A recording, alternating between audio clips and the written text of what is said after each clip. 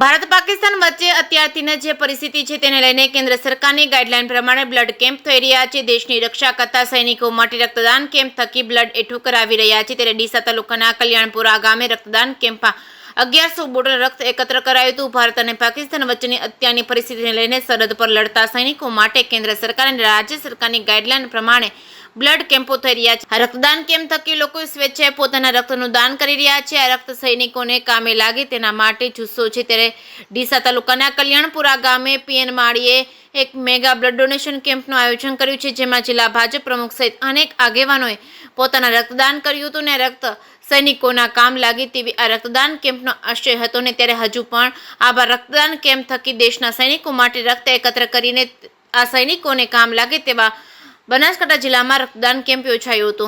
જે.કે. સિંહ ગુજરાતી સાથે ભરત ઠક્કર, ડીસા।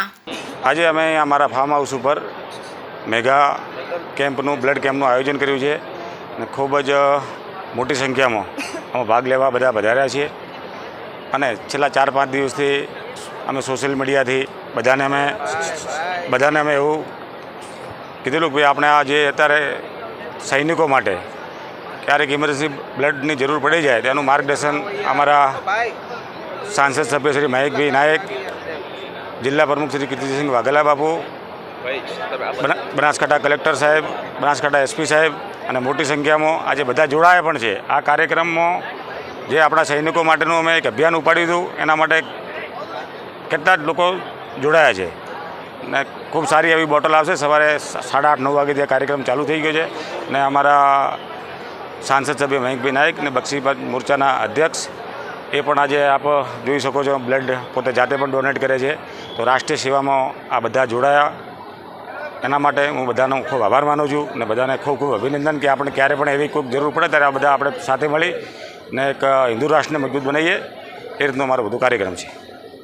દેશની સાંપ્રત પરિસ્થિતિ અને મા ભૂમની જ્યારે આકલ પડી હોય ત્યારે દેશના યશસ્વી વડાપ્રધાન માનનીય મોદી સાહેબના નેતૃત્વમાં ભારત આજે પાકિસ્તાન સામે આપણે બધા જાણીએ છીએ પ્રમાણે યુદ્ધની પરિસ્થિતિ સામે લડી રહ્યું ત્યારે દેશના એક નાગરિક તરીકે, ભારતીય જનતા પાર્ટીના એક સૈનિક તરીકે આજે ડીસા મુકામે પીએન માળી ફાઉન્ડેશન દ્વારા રક્તદાન કેમ્પનું આયોજન કરવામાં આવેલું।